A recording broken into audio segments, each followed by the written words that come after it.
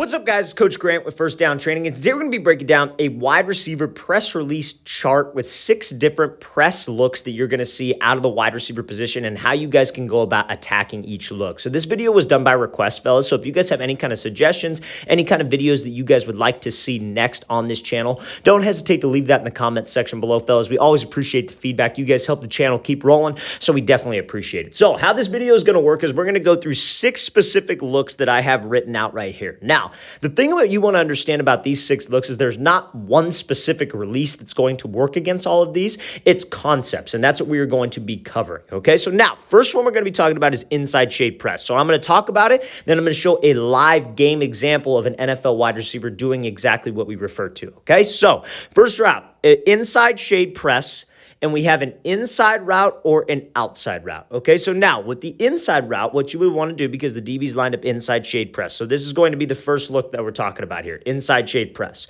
So if he's inside shade press, and you have an inside breaking route, like let's say, for example, you're running a post route, a dig route, maybe a curl route, whatever it is, you would want to attack his leverage to the inside, and then what you would want to do is you'd want to take the outside release and work to either restack or work to throw by. So that's exactly what we talked about in that very first example. Now, let me rewind it to this. So again, attack leverage, work back outside, restack or throw by. Then with an outside route, you would want to attack leverage, take the outside release, either lean into him or restack. So on both of those situations, right, whether it's an inside route or an outside breaking route, the number one thought process would be to restack, right? So with this inside shade guy, you have to understand a couple things. Like I said, there's no one release, there's no one move that's going to work against this.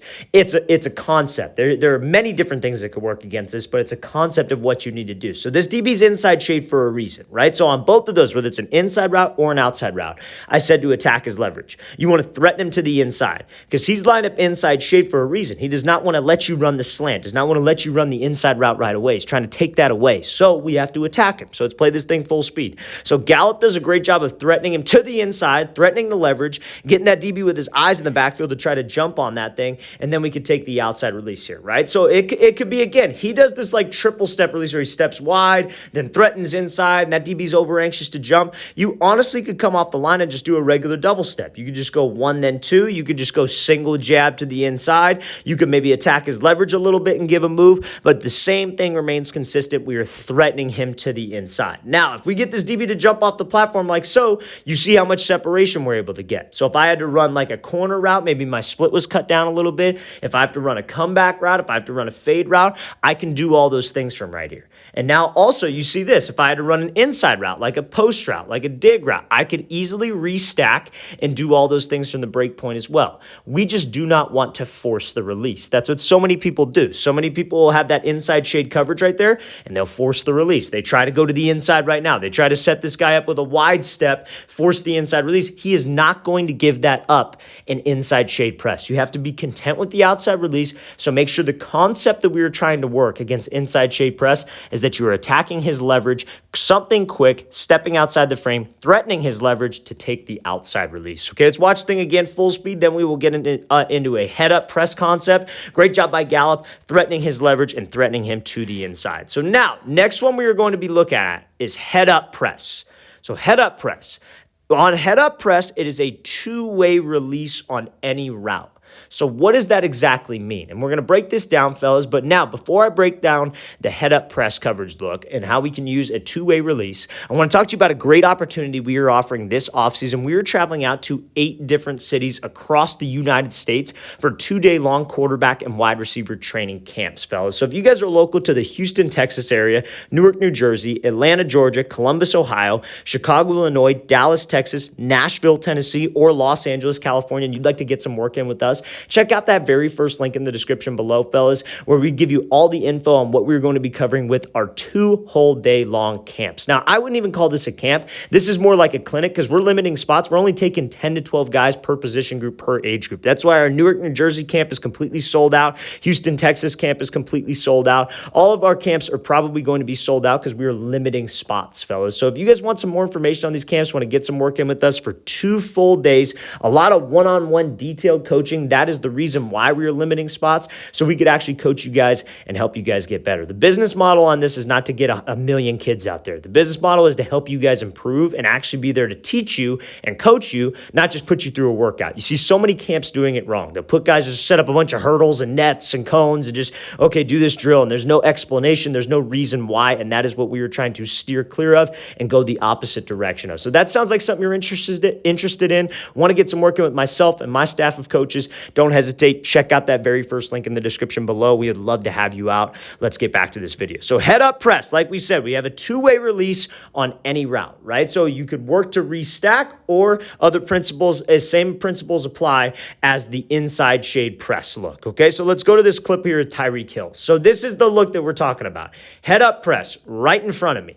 So you can do, so it really honestly depends on the route if you get this head up press. If you're taking maybe an inside route, obviously, ideally, it doesn't have to be an inside release, but ideally you'd want to take an inside release, right? And then if it's head up press and you're running like maybe a comeback, ideally you'd want to take the outside release. So it kind of depends. You could go either way. You have a two-way release. I go outside release, I go inside release. But what I decide to do off the line is what matters. So if I want the outside release, I probably want to do something to where I threaten the DB to the inside, right? Maybe I'm doing a release like I just showed with Gallup. Maybe if I want to take the inside release, I'm doing a release like a wide step. Or I could do something like a split release, which is what Tyreek Hill does right here. So Tyreek does a great job of just splitting, freezing the DB, and then again, you see how he takes the inside release. He could go either way on this. If he was running a fade route, he could do the exact same split release, get that DB to sit, and then just push off of this inside leg and take the split release out. Now he's running a drag, wants to take the inside release. He hits him with the split. DB freezes. He's staying head up. I have a two-way release. I could go whichever way I want. So head up press is probably the easy one, where you can just kind of pick a release. It doesn't necessarily 100% matter what concept, I guess you could say. But again, it's a two-way release. That's what I want you guys to understand about head up press. Let's watch the thing again, full speed one more time. Great job hitting the split release by Tyreek and being able to get a ton of separation over that middle. So now, third one we're going to be looking at here is going to be outside shade press. So this is a big question that we get asked a lot on when it comes to like an outside breaking route. Like, how would I do this? How would I run a slant versus this? How would I do a dig route versus this? So when you have an outside shade press coverage look, he's outside shade for a reason, and we're going to get into that when we show our game film example. But again, inside routes, you would want to attack the leverage of the DB and take the inside release. Again, that always comes down to taking what the DB gives you. And then you could either restack or lean into him. And then for an outside route, you want to attack the leverage, work inside. That's the key, even when it's an outside route. And then you could restack or throw by. So let's talk about that, right? So let's get to the outside shade press look here. So why would a DB ever be outside shade press? He's outside shade press for two reasons. He's expecting an outside breaking route, probably because of the wide receiver split, or if he's maybe a slot wide receiver, and he has help to the inside. So that's the only reason. Now, see how this receiver, like the lineman's here, this is the left tackle. His split is cut down. This is the outside receiver. This is the X, right? So he is cut down towards that line of scrimmage. So when you're cut down like this, why would we ever cut your split down? Probably because we're trying to run a corner or we're trying to run a speed out. Normally, we don't cut your split down unless it's a drag or unless it's an outside breaking route. So he's completely content with letting you run the drag because you have to go over the middle right now, and he has help to the inside. So that's the concept from the DB. Now, what this receiver's running here is a slant. I'm going to play at full speed. So he does a wide step release, takes the inside release here, works back up into that DB, closes the space, and runs the slant route. So why would he go with the wide step release here? He goes with the wide step because he's threatening the DB's leverage, like we talked about in that chart. When you have an outside shade guy, you want to attack his leverage outside because he's content with giving you the inside release. He does not want to give up the outside release. Because imagine if he was playing you head up and you broke him to the inside, you got him off the platform, and you took the outside release. There is no help. Nothing. And he's got a ton of space to fade, and the quarterback can throw him open. So that's why we want to threaten him there. That's the whole concept of it. It's about knowing concepts. The wide step is not the only release you could use. You could use a triple step. You could maybe give like a little hesitation hop, a little slide release, whatever it is. But you have to make sure you threaten him to the outside to take the inside. So now what did I say? With an inside route, what do you want to do? You want to work to either restack or you want to work to lean into him. And what I mean by that is closing the distance, like not being afraid to give a little shoulder lean, a little hip lean at the top of the break. So when you plant this thing off, you could get some separation. You get his momentum going towards the outside. Now, if he had to run like an outside breaking route at this spot, right? Like let's say he had to run a 5-yard out.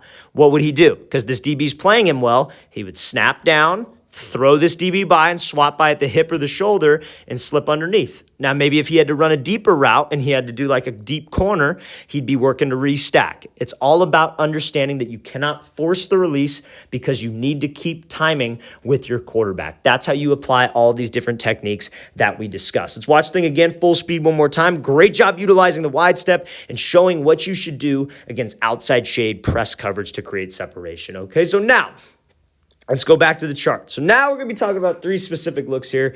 Inside shade catch, head up catch, and then outside shade catch. So this is a form I would say of press coverage. It's not bump and run. It's not a jam.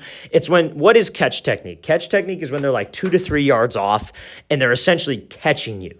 They're waiting for you to come at them. So if they're waiting for you to come at them as a wide receiver, I can't be afraid of the contact and I can't be afraid to go at a DB. So it is the same concepts as the press looks, except you are closing distance with the DB, and we are going to explain why right now. So let me get to these videos. So that's what it is. So inside shade, head up, and outside shade. That's the last time I'm going to refer to this chart. Now we're just going to look at 3 separate game film examples, right? So let me fast forward. So we got this look here. So this is inside shade catch. Wide receivers off the ball. So usually that's what you're going to see. So now he's going to be running a stop route, right? So what a lot of guys will do is they'll just give like a little move inside and then they'll take off to the outside. Even if I get that DB2 jump, there is still 2 to 3 yards of space between me and him. So guess what he can do? He can recover, get right into my hip, and still be able to stay hip to hip with me on the route, and I don't get any separation, right? So what do you think you have to do? You have to take it to him. You have to attack him, because when you can get him on his heels backpedaling and off platform when you throw to the inside, and you're able to go hip to hip with him and restack, that gets him to freak out. Not necessarily freak out, but that gets him to overcommit to the fade, open up the gate, and turn and run with you. So let's watch the example. So he attacks him here, gives a move inside, and again, you see that's how we're able to get the DB to go be hip to hip. That's how we're able to put the brakes on, because when he goes back up vertical, there's not a ton of space between the two of them. A lot of guys will try to do this, and they, instead of being here, where they will be is they will be over here. They'll be running away from this guy. That's exactly what he wants you to do. You have too much space in between the two of you so he can react. But when we're hip to hip with this guy, and I have this outside breaking route, again, I could just snap this thing off, and you see the amount of separation we could get, because I could use a throw by,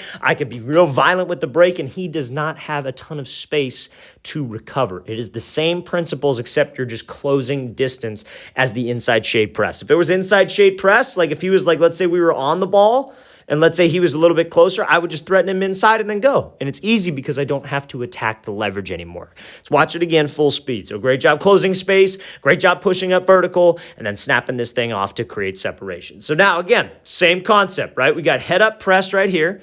So he's going to be doing an outside release. So what would you do against head up press? Yeah, on an outside release route or an outside route, I kind of gave it away.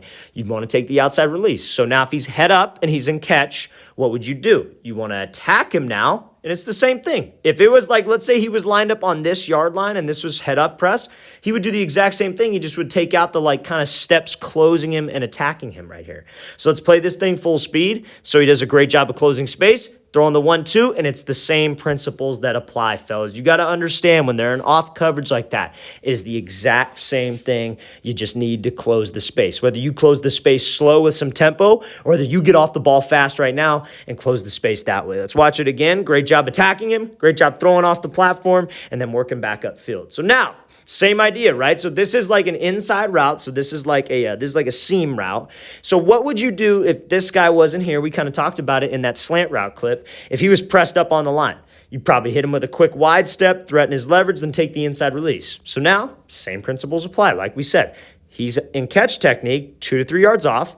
What would you do if you had to run a seam? Would you just take what he gives you and run the seam? No, because he'd get right into your hip and force you inside. So you would attack him. You would close the distance. So when we do throw that move, it can get him off the platform, and then I could burst back up to the inside nice and easy. So fellas, when it comes to this chart, when it comes to knowing what to do against each specific defensive look, It's all pretty similar. You just have to understand leverage and understand why a DB is playing a certain way. All right, fellas, I really want to thank you for watching. I really appreciate it. If you guys have any questions at all, don't hesitate to leave that in the comment section below. Always appreciate the feedback, and it's always great to hear from you guys as usual. And again, fellas, if you're local to one of the 8 cities that we are traveling out to, we would love to have you out to one of our off-season training camps. Again, limited spots, a lot of one-on-one detailed coaching. Check out that very first link in the description below. We'd love to have you out to one of our camps. I'll see you guys next time.